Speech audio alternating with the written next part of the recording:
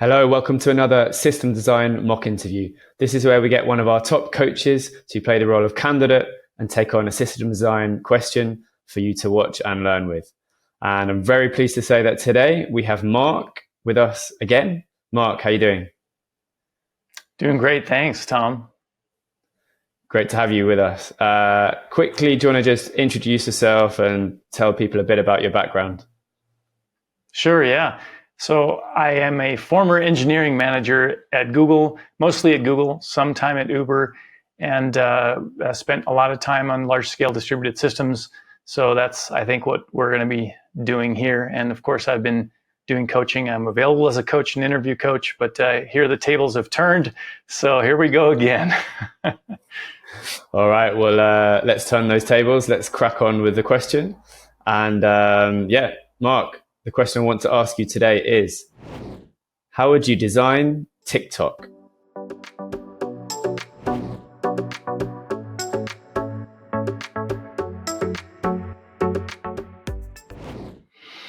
Okay, TikTok. All right. Popular vertical format video sharing application.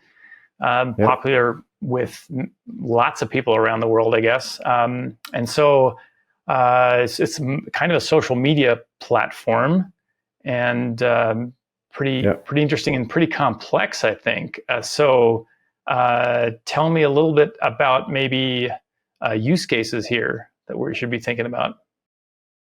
Yeah, sure. Let's not spend time on the mobile app and content creation in the app. I'd like you to focus on a back-end distributed system that supports uploads and downloads. Okay, that's good. Yeah, because certainly the application is the is the most central point of the whole thing, and you can do lots of cool things in terms of generating your being a creator. So I'm glad we don't have to worry about that. That's also not my forte.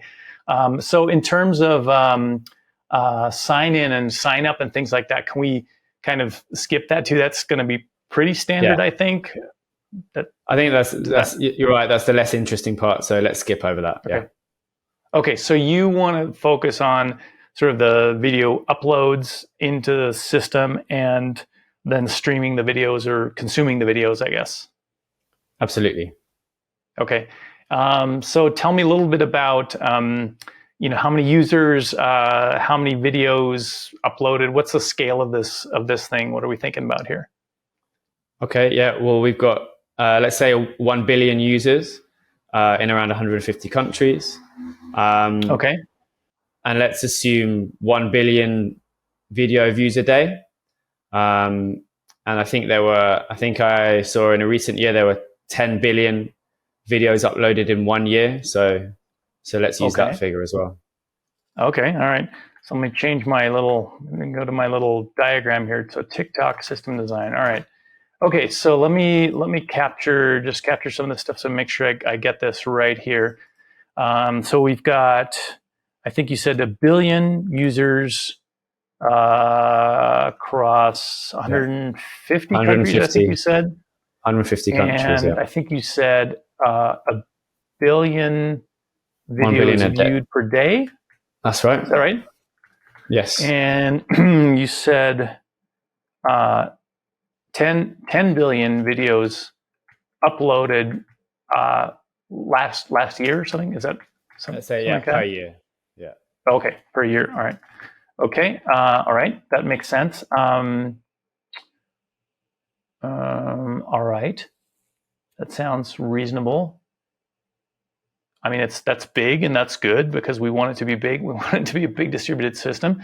So if I think about this app, so uploading, streaming, viewing, even though we're not going to talk about the app too much, or kind of putting that aside,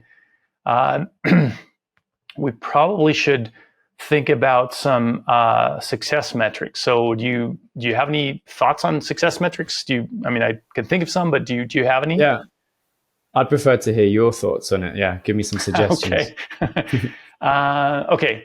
All right. So, I guess in a classic sort of web application kind of thing, daily active users, or even an application, a phone app, daily active users makes sense. I think for TikTok, the simple metric, I guess, would probably be, let's see, so success metric, something like time in app. So how long are people spending in the app? I'm not a heavy TikTok user at all, but I imagine that people use it in different ways. Some maybe just scroll through the videos, some watch the entire thing and react and share and do lots more interesting things. And then there's the creators. But time in app is probably the simplest metric to think about. So maximizing time in app. I think there was some, I don't know, you might know this. Do you know how long people spend in the app? Do you have a sense of that? I think let's say the average is around an hour a day. Okay. Does that sound about right? Sure. So let's assume that. Okay, that sounds fine. Here, I'm going to try and just, trying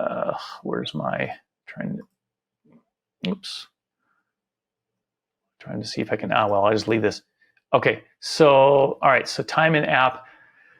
Okay, so having had kids and thinking about screen time and all this kind of stuff, I could imagine enhancing this if I were, sort of thinking more about the online health. Maybe I'd want to, even as a working professional, maybe I wouldn't want to maximize time in my app during business hours. I can imagine some future thing, maybe to maximize the time in the app outside of working hours or school hours or something like that. But that would be a future enhancement. I don't know that I would.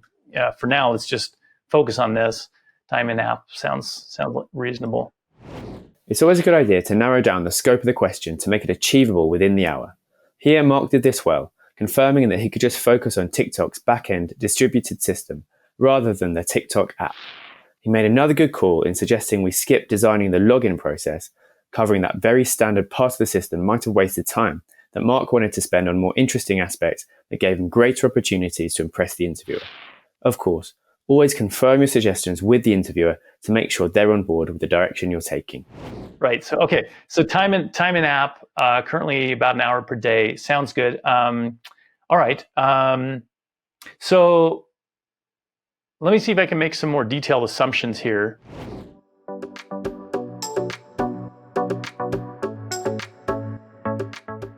About some of this stuff. I need to make this a little bit smaller so I have some room here. All right, so detailed assumptions. I'm going to assume that, so this is vertical, it's a vertical form factor video sharing thing, as I mentioned.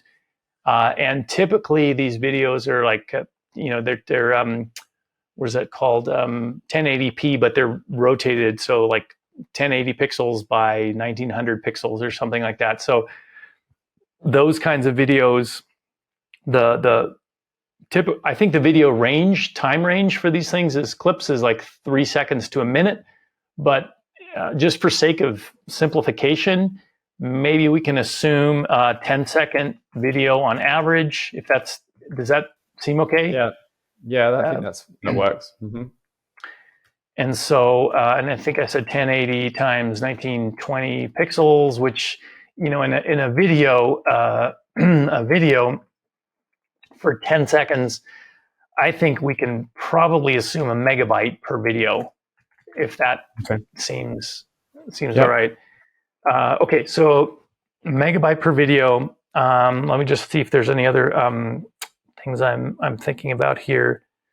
All right, so with those assumptions, maybe I can do some really rough calculations here about in terms of the scope of this thing, and see if let's test this and expand this a little bit to see how big this is going to get. So if we say that we've got a billion, let's look at uploads first. Let's look at uploads because that translates to storage in addition to some traffic, and it looks pretty heavy.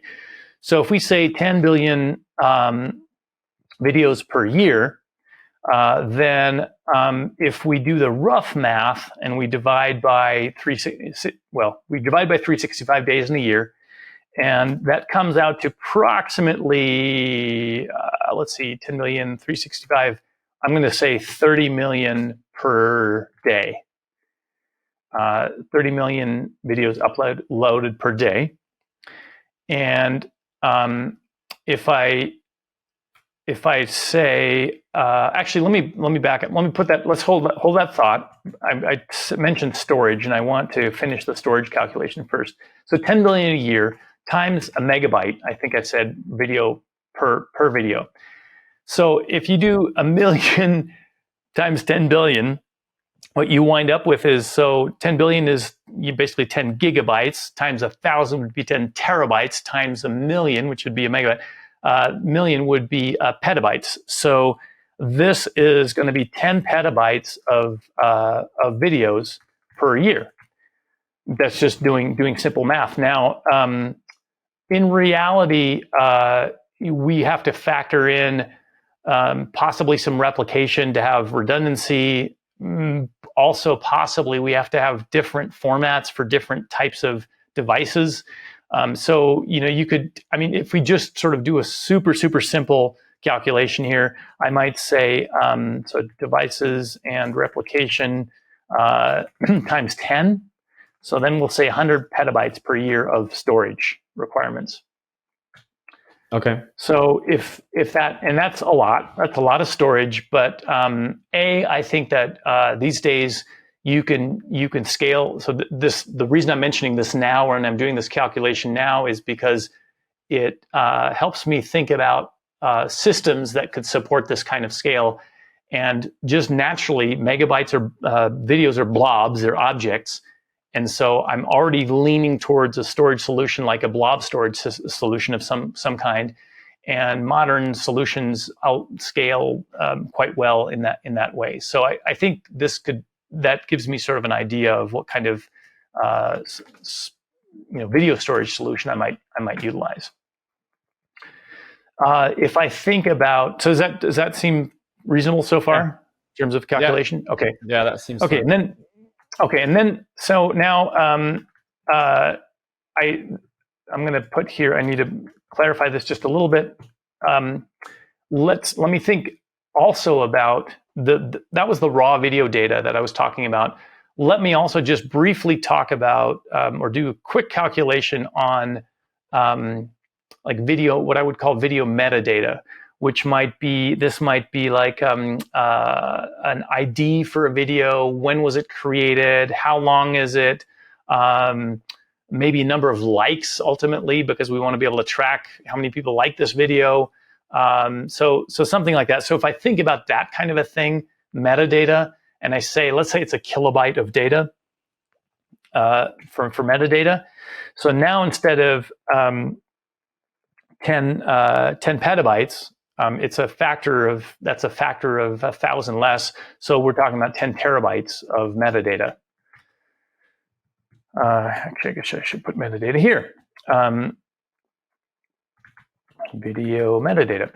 And so 10 terabytes of video metadata. And so again, I'm mentioning this, I'm doing this math just to kind of get an idea of where would I put this metadata, this information that needs to be potentially utilized for purposes of figuring out which videos to show and identifying the videos and so on, and counting stats like likes and so on.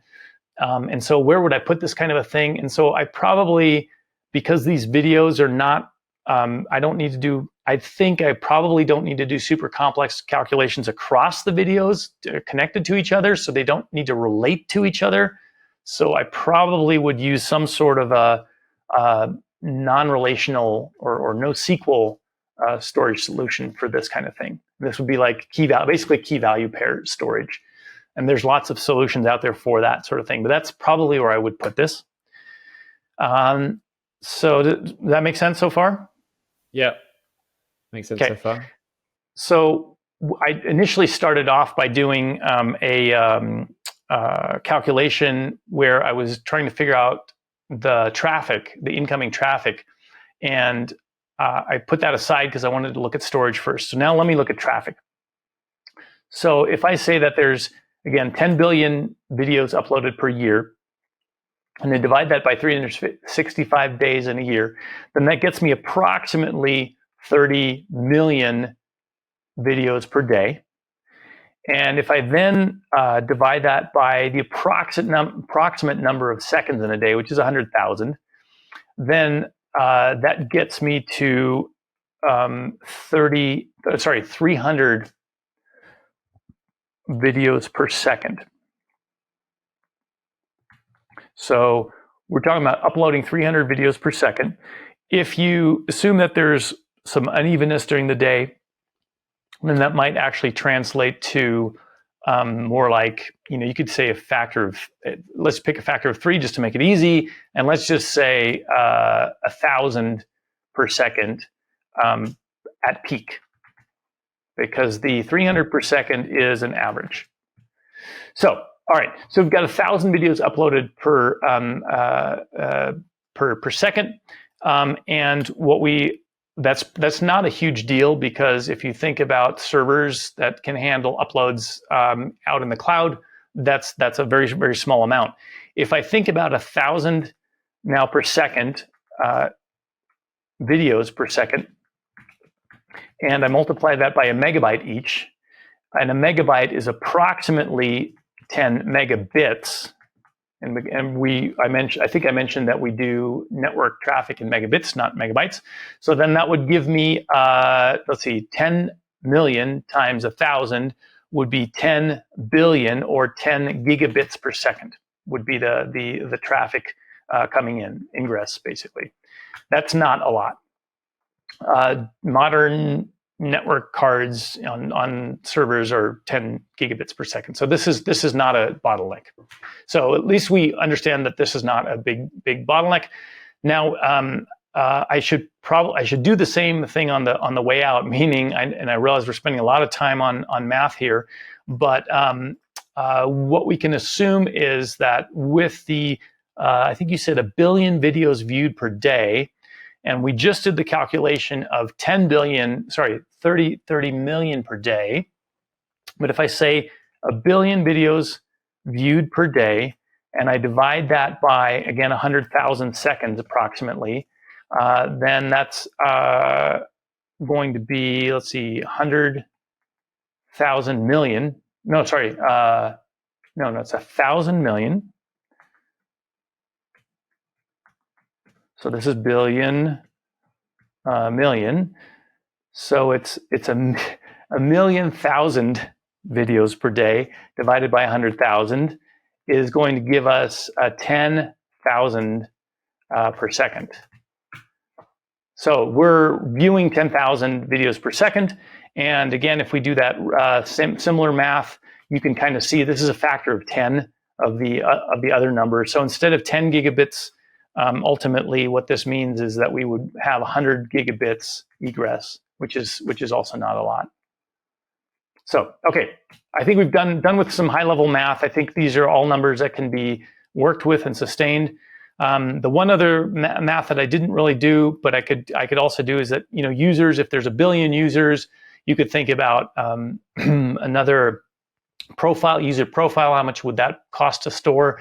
And you could imagine that could be maybe 10 kilobytes or something like that. And so that would be maybe 10 terabytes or something of that nature. So we could talk about that later. I think we can skip that for now. It can be useful to do some high-level maths to inform your thinking on your solution. So make sure you practice multiplying and dividing big numbers like these as part of your interview preparation, as if you're not used to it, it's very easy to get lost in all the zeros. Mark did some solid calculations to work out the storage for the raw data and metadata. However, he didn't do the maths for the user data storage requirements, instead moving on to make the traffic calculations and queries per second calculations. It would have been a better idea to finish the storage calculations first, as these requirements were more likely to influence the design. As a general rule, when you're working on storage calculations, finish them. Yeah. Okay, so I think we should probably move on.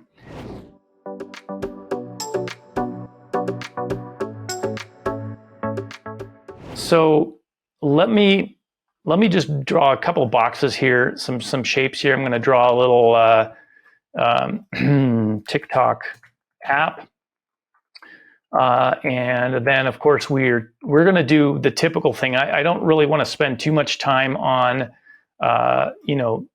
load balancers here, or you've got you're going to have some sort of I'm going to call this, maybe this is a TikTok, like an app server or something like that. TikTok app service. This is the thing that would run in the cloud. This would be one of my servers, and there'd be multiples of these. And you might have, well, actually, let me see. I think I take that back. I think TikTok, we're going to separate these two, because you asked me to talk about uploads and viewing and streaming, right? I think those are the two use cases that we want to spend time on. Yes. So there's going to be some sort of a TikTok, like a content service. I guess application services is maybe okay. Maybe that's all right, because it's a service that generates for the application. All right, so let's go ahead and leave that. And then let's go ahead and create another one, which is the TikTok upload service, because we're going to be uploading videos. And I think I might keep these separate, just because they serve slightly different purposes. And microservices architecture best practices, you might separate these things out.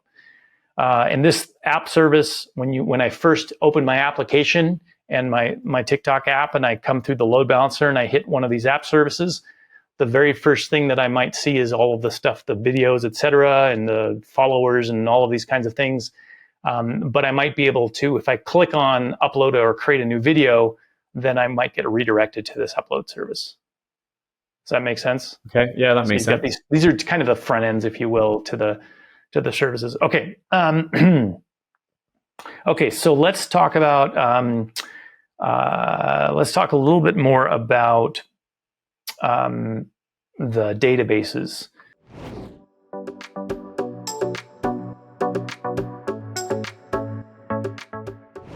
So I think I would like to, let's talk about the video database first. And I realize I'm already giving myself not enough room here in this screen. So I'm going to move stuff around a little bit, make things a little bit more palatable. And interview candidates, I would recommend don't spend too much time on making things pretty, but being able to see stuff is good. All right, so here we go. So we've got this is our the first thing I talked about was the video blob storage, and that's where the actual raw videos would go. And so this has to be sort of a kind of like a file system almost, but I probably would use something like Amazon S3 for this, because that scales really well and it lends itself nicely to this kind of stuff, and it's purpose built for this kind of thing. Okay, so that would be the blob storage. And by nature of Amazon Web Services, you can do a couple of really cool things. You can replicate the data for better availability. You can have regional replicas so that it knows, it can be sort of more aware of regions, or you can utilize the naming for that. And the other thing that you can do is you can tier the storage data. So we talked about, I think I said 100 petabytes of raw data that for a year.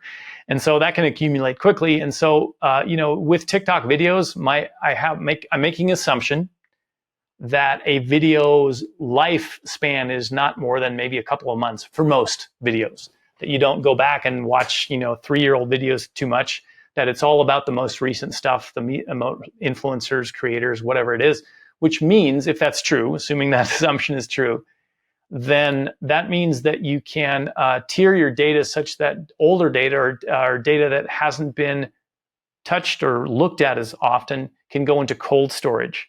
So I'm going to put a keyword in here, which is just tiered AWS S3. So what that means is that if a video is, let's say, a year old and nobody's really looked at it, it could go into really slow offline storage which means it doesn't cost as much, and it's more cost effective versus stuff that is most recently uploaded. Does that make sense? Yep, makes sense. Okay. Okay, so that's kind of like a blob storage. I'm going to use yet another one of these shapes because we're talking about two different things. So then video metadata. And video metadata, I think I mentioned, this is things, so what would I think about for video metadata? Actually, let me draw another box here because I think it's and we can talk about, I want to get into that in a little bit more, but video metadata. I'll get into that later. I want to talk about the tables, the type, what's actually inside this. But video metadata, I think whatever it might be, I think it's going to be, I think I mentioned that this is, what did we say? This is going to be 10 terabytes, I think I said. So and this is not, and I said no SQL storage, no SQL. So it doesn't need to be relational, but it's not really blob storage because there are some fields in there that you might want to look at and so on. So what I probably would do is something like, you could do Cloud Spanner, although that's more of like a SQL thing, or you could do AWS, DynamoDB as an example. And I'm using, just to be clear here, I am biased for purposes of an initial solution to get it off the ground to hosted solutions like Amazon provides, because they take a whole bunch of maintenance and operational load off of the engineering team. And so as an engineering manager, I recognize that there's a cost to the engineers that need to be writing code, and I don't want them to reinvent wheels like blob storage and indexed key value storage and things like that. So I'd rather use something existing, even if initially it means we have to pay a little bit more. Maybe we can eventually move that. But right now, this would be a really good solution because DynamoDB scales really nicely in terms of the rows number of rows you can have and so on. So these two things together, if I draw yet another box around this, and yes, that's what's going to happen. So these two things would make up basically the video storage database, if you want to call it that. Okay, so this is for the actual videos. Okay, good so far? Yeah, well, good so far. Okay, go ahead. Yeah, I wanted to ask how you think the different regions and countries could be reflected in your design. Are you taking them into account? Yeah, good question. So, so I think so the nice thing about another nice feature of some of these existing hosted solutions is that you can include regional. They have regional features, and so that's not really answering your question. I think if I think about it, that I can imagine having different data centers in different locations because you want the response. So if you're in India, you want the responsiveness to be fast. If you're in Europe, you want the responsiveness to be fast of the videos. If you're in China, US, same kind of thing. And so having the data local near to where you are can be is what you have to do this as a global application. And so one of the ways to do that is by partitioning the data, possibly based on region or language or things like that, and locating the data in different places. So that could be one of the aspects of a kind of a regional, how would regions and countries play into this? Another one would be kind of related to this is when we get to the serving side or the streaming side, in order to not overload these storage systems, you really need to have, and I guess I better go ahead and draw this so that we have it, some sort of a CDN, content delivery network, like CloudFront or something like this. And what this does is it's basically a set of caches in near the close to the user that cache data that is typically popular, let's say. So videos that are popular in a particular region would be in this CDN, stored in the CDN, and thus made to be available faster. And I think the regionality might happen automatically, meaning that you probably would get videos created in India to be more commonly located in the CDNs in India versus Europe, US, China, whichever it might be. So I think that there's definitely some regional aspects to this. I'm not sure whether I would how explicitly I would partition the data based on region or language or something like that. That I don't know yet. That's a good question. But I think you can do it, and you would get some benefits by having this CDN, which is kind of necessary for this kind of stuff. So I'm not sure if I answered your question. Yeah, more or less. Yeah, please continue. Okay. All right. So the piece that we're missing, the piece that I haven't talked about yet, and I'll just mention briefly, is, well, as brief as I can, let me draw yet another database, because we also mentioned, let's see, this is a video database. I mentioned kind of like a user data, I'm just going to call that. And if I should just think about this for a moment, 1 billion users across 150 countries, but they have friends and followers and connections. And this is where this whole social graph kind of comes into play, a social network kind of a thing. So because of those connections, and those connections may very well span regions and countries and things like that, you probably want to have this user data not be explicitly partitioned out into separate databases that can't be talk to each other. So I probably would want to put this into some sort of a SQL storage solution, and I still would want it to scale. So I might use, if I'm going to stick with Amazon here, Amazon RDS, Relational Data Store, allows you to use SQL, basically use SQL solutions to store your data. And I'm hand waving a little bit about the amount of data here. I think at 1 billion users and a kilobyte, gig, a terabyte, is that right? 1 billion is a gig, kilobyte is a terabyte. And if a kilobyte might be small, depending on what's in there, but let's say it's a kilobyte. So a terabyte of data, that fits. You can do that with modern SQL solutions. That's possible, but we're starting to get into some bottlenecks there potentially. So that might be something we need to look out for. But I'm going to hand wave over that for the moment and say that we can store the user data in a relational database. Oh, something like Google Cloud Spanner actually scales, much more broadly than that and gives you some relational features. So you could use that too. But anyway, so user data. So that's another big aspect of this. So if I talk about the upload path, and I don't know if I need to draw arrows here, I probably should. Probably a good idea to draw some arrows. The upload. The app uploads a video. Let's say I create a video, and by the way, I'm glad that you mentioned that we don't have to worry about the app, because there's so many cool features in the TikTok app.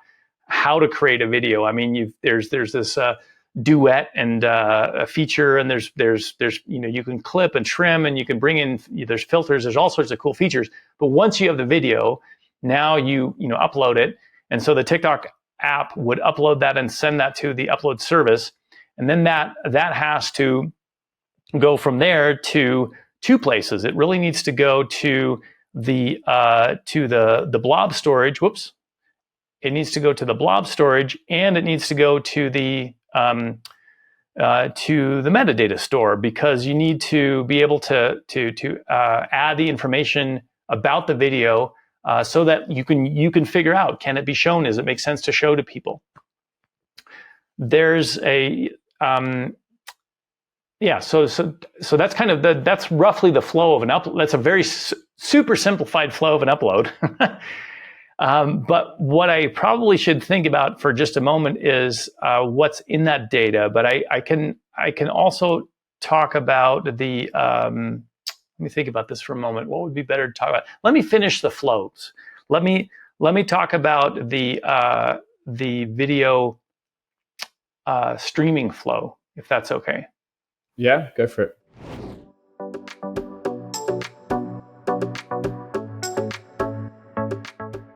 Because now this is going to get much more complicated, I think, because I think there's some magic that I've completely hand-waved over with that TikTok does. And I'm going to just draw a box here.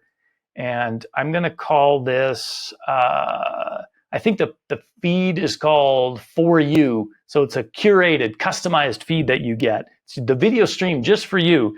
So I'm going to call this the For You generator. Maybe I'll call it that.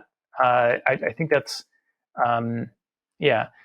And so let me see if I can figure this out. So when I load my TikTok, when I first go into my TikTok app, I'm already seeing a bunch of information like friends who I should follow. I don't know, maybe explore some options in my app. But the most important thing and the centerpiece of all is I'm already seeing videos. So there's no lag. There's no clicking on things. I'm already, as soon as a video is in focus, it starts playing. And so that means that my app is actually has already gotten multiple videos by the time I start the app. So let's see here. If I go to the app service, one of the first things that I think the app service has to, or one of the important things I should say that the app service has to do is it has to talk to this generator. And by the way, this generator, this is also going to have to be multiples. There's got to be lots of these because we're scaling. But this app service needs to be able to talk to some back-end algorithm that says, what should I show the user? What are the cool videos what's this For You list that I need to show? And I think that this is actually rather complicated and sophisticated. And if I were doing this today, I would probably employ some sort of machine learning system to figure out what to show the user, because there's just too many variables to try and build a rule-based system, a handcrafted, if it's this many likes, then show to them. If they're, I think that would get out of hand pretty quickly, and I think would be really hard code to maintain. So I think I would think about an algorithmic solution to this, sort of a either neural network or some sort of a similar type of online learning solution. And so machine learning solution, I guess, is really, that's the overview. And so this TikTok app service needs to contact this. And then the question is, what is this thing doing? How is it actually figuring out what these videos are that it needs to show? Because ultimately, let's assume it's a black box for now and it does something magic. Ultimately, what it's going to do is it's going to return back to this application service a set of, let me do a little text box here. And I'm going to make this small so I can fit stuff. But this is going to be sort of, among other things, a list of videos. Probably actually video IDs. So yes, it's going to return back the list of users. It's going to return back, the user profile, maybe some other types of things. But I think the most important thing that's going to return back is it's going to return a list of video IDs that the application ultimately should show to the user. And so, good. Does that make sense so far? Yeah. Yeah, so I'm with you on this. Makes sense. Okay, so the application reaches the service. The service builds up what needs to be shown in terms of content. But the most important thing is that it gets a list of video IDs to show that are the best videos to show for this user. The For You list of videos. And actually, maybe I could be super explicit about this. For You video IDs, if I really want to be explicit. Okay, so then what happens with that? So the application service, I think, would wind up using, sorry, I'm trying to draw another arrow here. Okay, so the application service, I think, would get from those video IDs, would get metadata information about the videos, how long they are, what is the ID, the URL for where to find this video, so that I actually can go and fetch it. Maybe some other things like who created the video, how many likes it has, things like that. So this app service would go straight to this database to get that metadata information, so that it could pass that on to the application. Okay, and that again, I'm going to go and draw too many arrows here. Probably don't need that many, but it would turn that list. So this would be the metadata. Now, the reason I'm drawing this is because the metadata is only one aspect. Of course, the biggest part of this is that you actually want the actual videos to be returned to the application. So how is that happening? And so that's really happening in a kind of a direct way. So, oops, need to draw better arrows here. So from the application is going to get back as part of the metadata, the list of videos. So let me see if I can draw this better here, or give a little bit of I'm going to put need to put some text in here. And I apologize, this is again kind of small here, but this is video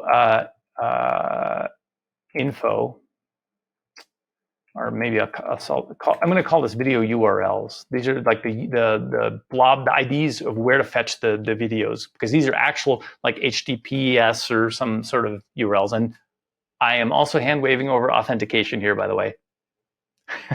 So, okay. We're assuming HTTPS, this is, secure login, et cetera, et cetera. So there's a lot of hand waving going on here. So this app service, among other things, returns these video URLs, and then the TikTok app, for each of those app video URLs, goes and fetches them, and it fetches them basically by just going to those URLs, and it turns out that URL is going to land, let me draw another little shape here to make this super, super explicit. Pretend there's a little cloud, magic cloud, but the TikTok application is just going to go to the cloud and specify this URL, get me this URL, that will hit a CDN, a content delivery network. Now, if that content delivery network has the video, because it's a popular video, in its local cache, then it will just go ahead and deliver that. And that's just how CDNs work. This is nothing special. I'm not trying to invent the wheel here either. So if the CDN has it, it'll just serve it and it'll be fast. And for popular videos, that's super fast. If not, then it'll wind up going to the backend storage service, like S3, and going and fetching it and then delivering it. And then it'll decide based on whatever its logic is, whether to store it in its cache or not. And I'm going to, again, hand wave over that. So the key thing I wanted to just be clear about here is that from a video serving or perspective, that the application, there's two parts to it. There's the actual video data, which goes through the CDN and the blobs, and then there's the metadata, which would come through the application service and all of the content that it returns back to the app. Here's everything you need to show that's small and structured data that you need to make your phone application look good. So I'm going to stop there. Does that make sense? That makes sense, Mark. Yeah.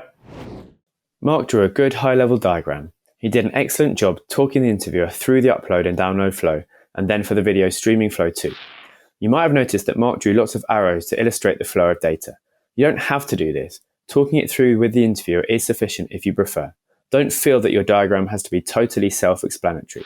That said, it's really important to be comfortable with the diagram drawing tool that you're using, so that you can use it to help and enhance your explanation rather than having to struggle with it. Mark also covered the download flow for video streaming and how the For You feed is generated algorithmically.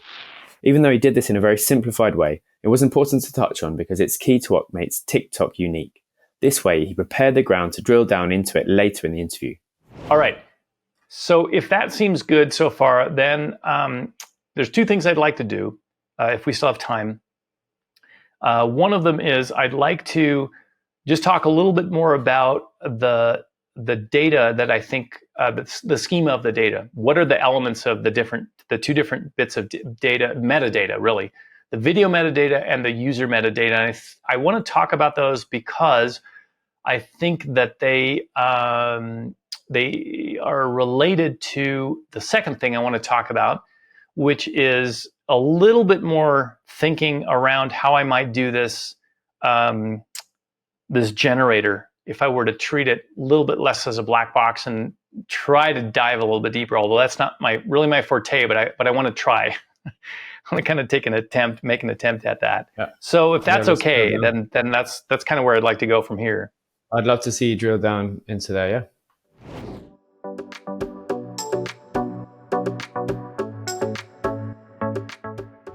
So let's talk about the video metadata. What's in this video metadata? So I think there's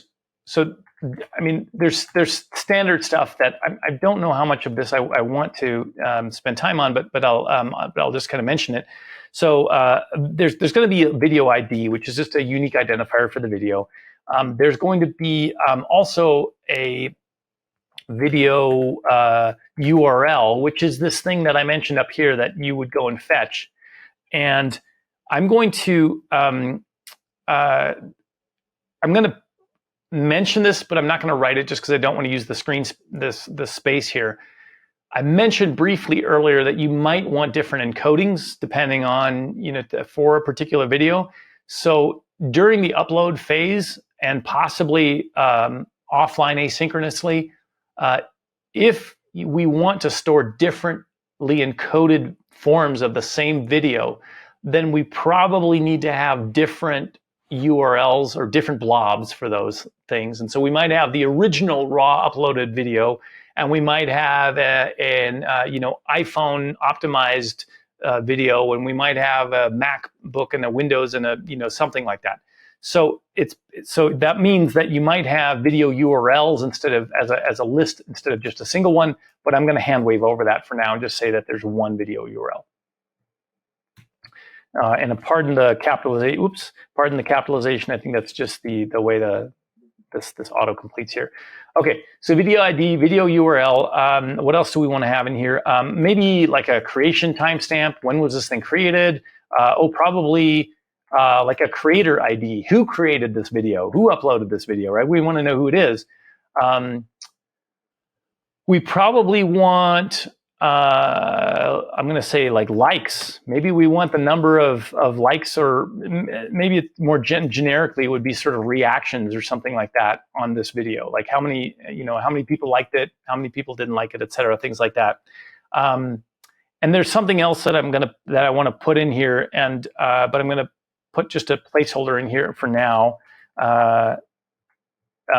because I want to get back to it, which is related to the algo features. I'm just going to call this for now, and let's just leave it at that. So I'll put a pin in that and then get back to it. So these are some of the things I could think of for this video. There might be something like length or duration of the video, something like that, right? Some other metadata. So that's what I would think about for the video metadata. Let me now talk a little bit about what I think would be in the user data. So I'm going to make some space here, copy this, put this up here, and apologies for the tight spacing here, but all right. So user metadata. So what are the things I could think about? So there's the typical stuff about users, like a user ID, some credentials, login credential type of stuff. Maybe there's some things like name, age, I don't know, other bits of information like that. Like I don't want to get into too much of that. That's going to be pretty typical for any real application. But then I think the other thing that we mentioned is because this is such a social network graph, you probably want to have following user IDs. So these are, who are the people that you're following, that each user is following. You probably want to know that. That's probably something that is important to understand. There's probably also watch. I'm going to say video history ID or something like that. So this is the watch, like your watch history. Like, what are the things that you've watched in the past, videos that you've looked at, that you've seen, or have been maybe shown. So shown or watched, not really sure. And then if you're a creator, you probably also have uploaded video IDs, right? Like, what are the videos that you've uploaded? So those to me are things that are important. And then let's not forget, we talked at the very beginning, like, what would be a success metric here? And something that I probably want to track in here is time in app. So how long has this user been spending in the TikTok app? Because I probably need to aggregate that, and I need to look at that and be able to look at that offline and so on. So that's probably something I need to store and keep track of. Okay, so let me see here. Is there what else am I thinking about? Oh, yeah. So, okay, so let's get back to this thing that I mentioned leading into the second point that I wanted to make, which is the for you algo profile, I'm going to call it. So, and I should probably change the video one here as well. For you algo features. So what I'm thinking here, so here's how I'm thinking about this. And again, I'm not an ML expert by any means. I have limited sort of background in this kind of stuff. But in order to have a machine learning system be trained and figure out and be able to make decisions, one of the things that it needs to take in is a set of features. And so features could be things like the video ID itself, the number of followers, the entire following, the entire network graph. It could be content preferences. It could be language. It could be I don't know. Some features like this. So things that are sort of specific to this user that help the algorithm figure out what types of videos to show to the user. So that profile is something that I would want to store per user, have the for you generator reference this profile, and utilize this profile along against the algo features that were generated for a particular video. And that could be length of video, it could be content, it could be location, it could be language, it could be a bunch of different features, so that this generator can essentially input the features from the user, and based on that, and based on all of the entire database of algorithmically feature identified videos, make a determination as to what the best match is for videos to show to the user. So that's a lot of hand waving. But the idea is that this is essentially, it's a neural network or some sort of other system. And I keep referring to neural networks. It's kind of 80s and 90s here, but it's a machine learning mechanism that has been trained offline with all of the videos that have been uploaded. They've all been feature extracted for each of the videos. And then those features are fed into the system to train it. And then there's a matching step where on the fly we say, okay, given this user profile, what are the videos that we should show? That's still kind of black boxy, still kind of hand wavy. But I think the key thing there is that this profile, there's two things here that I want to think about. First off, I think and there's probably some sort of I don't know if it's a database. I don't really exactly know what the right mechanism is here. but maybe I should put it on its side. But anyway, there's some sort of a ML database that's super, super hand wavy, super, overly simplified. But there's that database, and the input into this generator is the database and all of the various features and so on. But when making the determination, the for you generator just looks at this profile and all of the information. The one thing that I think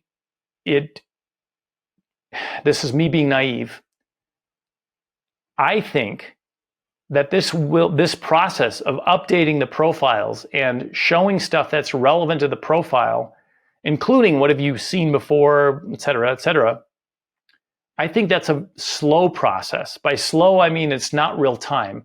It doesn't get updated right away. So if I, for example, see a video that I don't like, or a follower that I don't want anymore, and I don't want to see any more videos from a particular user, as a user, I expect that to take effect immediately.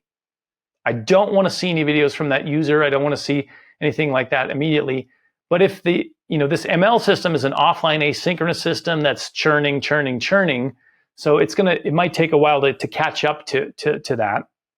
So I probably would want a little bit of rule-based boundaries, guardrails, maybe I would call it, that would be like exclusion profile. I'm going to call this. It's super hand wavy too, but exclusion profile might have in it like followers not to follow anymore, follower IDs or user IDs or something like that. And so in my generator, this could be ML, and I could do the exclusion, filtering stuff out in this app service here, or I could push that all the way down into this generator here. But one way or another, a combination of some machine learning stuff, which is not going to be perfect, and sometimes hard to reason about. How did it figure out, make a decision? And some rule-based logic, simple rule-based logic that is unambiguous, would ultimately filter down the set of video URLs that the user would see. Yeah, that makes sense to me. So let's see. I've talked a lot about this, and again, I haven't drilled down on this. And I know that people who are watching this, who are ML or AI, have much more knowledge. Please, I mean, you're absolutely right. If I've gotten this wrong, then that's on me. It's definitely not my expertise, and I'm oversimplifying here greatly. But I think ultimately there's got to be some mechanism that generates this stuff based on all of the attributes of this user, including some sort of a profile. So that's kind of just the high level mechanism that I'm suggesting here. Mark's explanation for the databases was well structured, first going high level and then drilling down into the schema afterwards. Mark did well talking about the algorithmic generator for the For You feed, even though machine learning is outside his area of expertise. If the system requires including things that you don't know much about, don't just ignore them. You can mention them in a simplified way while being upfront with the interviewer about the limits of your expertise, as Mark was here. Let me stop here and just kind of ask you, what other things are you thinking about, or what are things are you wondering about here with this design? Yeah, well, I'm wondering if there'd be any bottlenecks, and yeah, I'd also like to hear if you have any enhancements you could make.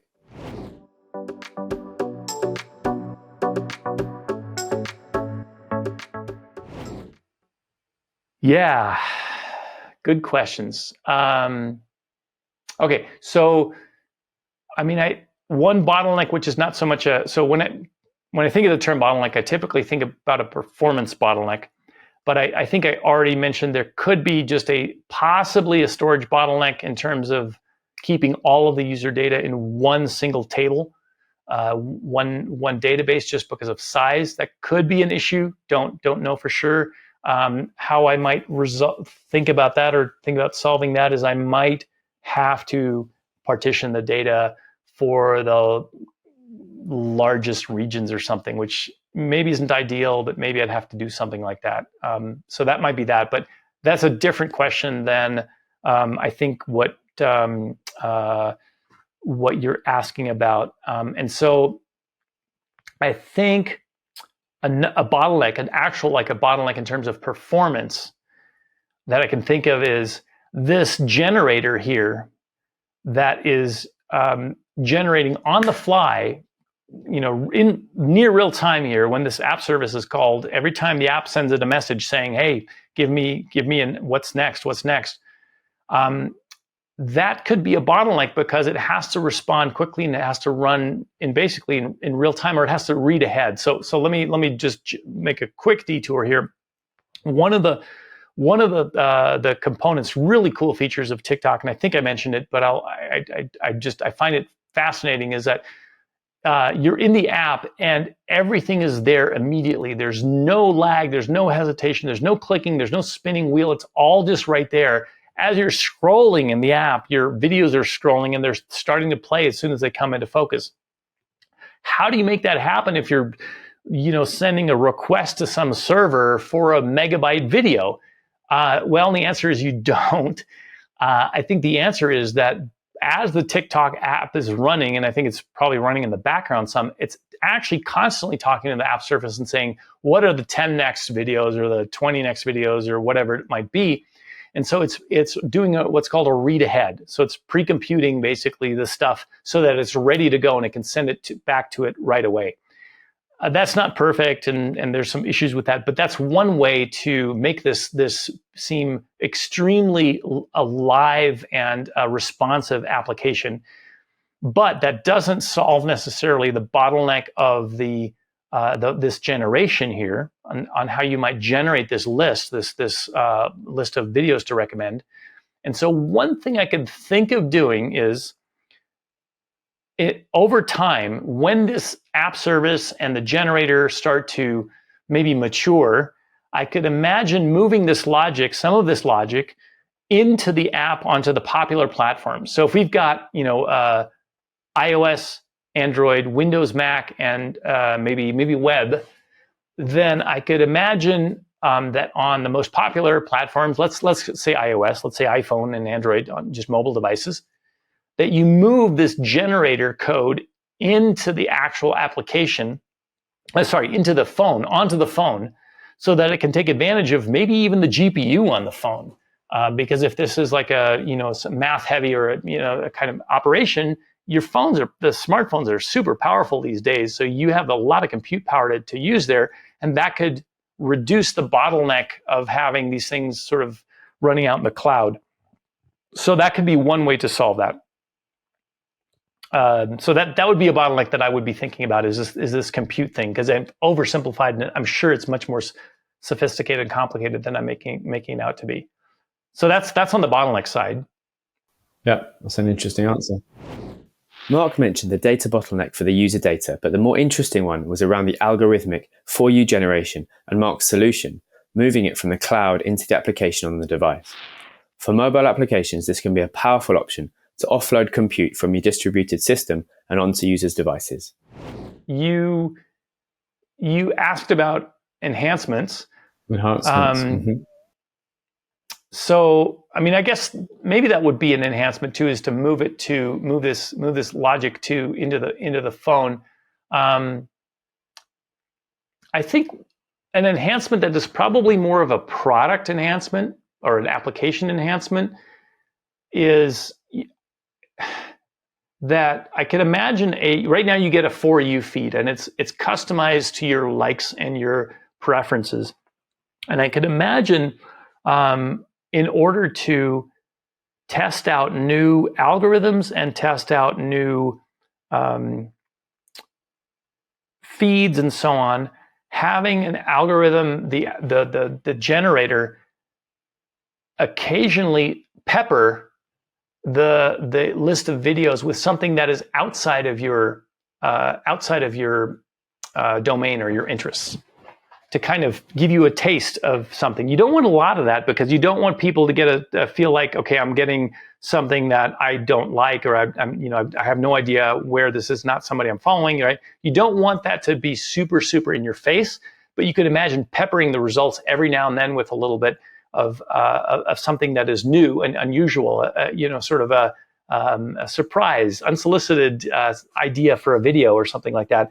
And that I would still want that to go through that filter that I was talking about, those guardrails of saying, well, if this is from a follower that I explicitly said don't look at, then I wouldn't want to see that. But if it's something that hasn't explicitly been disallowed, then maybe it's something that you get to see and is an interesting sort of feature. Maybe broadens your perspective a little bit, opens up your mind to some other ideas. Maybe it's baking or something like that, and you haven't watched a lot. You're not interested in baking. I don't really have a good example here, but that could be kind of more of a product enhancement to think about.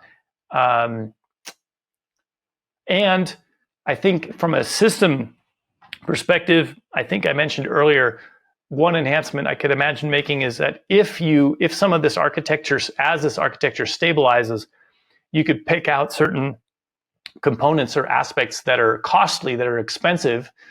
So if Dynamo turns out to be super expensive, or RDS, maybe you decide, I'm going to go ahead and pay the engineering cost and get my engineers to do our own hosting of a MySQL solution, or do it on a different platform or something like that, just to kind of reduce costs, because now it's worth it at the scale to build our own solution.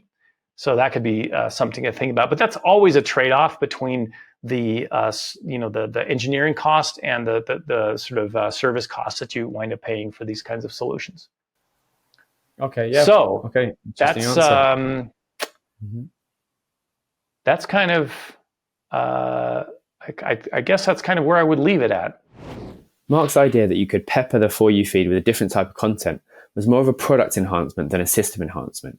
If you're interviewing for an engineering role, you'd probably want to come up with a system enhancement if possible. Keep in mind the role and level that you're interviewing for. As an individual contributor position, more technical depth might be expected, while if you're interviewing for, say, an engineering manager role, you'll want to consider things such as cost trade-offs, as Mark did here. Overall, a great interview from Mark. He showed some clear thinking and superb communication skills on what was a pretty tricky design. Yep, let's wrap it up now. Do you want to just have a quick look over your design? Are you happy with it? Do you feel that you met the objectives that we laid out at the beginning?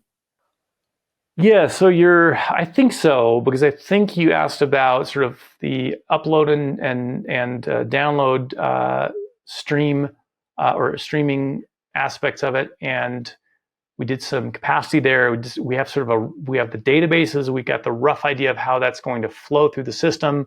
I've got a little bit hand wavy stuff around the For You feed, which is sort of the what we show. So I feel like this is a decent start. Again, there's so many things, and I imagine the real TikTok architecture is significantly more complex. I mean, people have spent engineering decades building this thing, and it's an amazing app. So there's no way I'm going to reproduce that in any amount of time. So kudos to those engineers. That's very cool. Well, I think you made a pretty good attempt. Let's finish the interview there. And thanks, Mark. You can relax. How was it? Was it enjoyable? That was fun. Hard, difficult, but fun. It's a tricky one, but it was good fun watching you do it. And I think hopefully people will have learned a lot, and I'm sure we'll get lots of comments on it. So Mark, thanks very much, and hope we'll see you again here sometime soon. Thank you. Thanks, Tom. Hello, really hope you found that useful. If you did, you can like and subscribe, and why not come visit us at IGotAnOffer.com. There you can find more videos, useful frameworks and question guides, all completely free. And you can also book expert feedback one-to-one with our coaches from Google, Meta, Amazon, etc. Thank you, and good luck with your interview.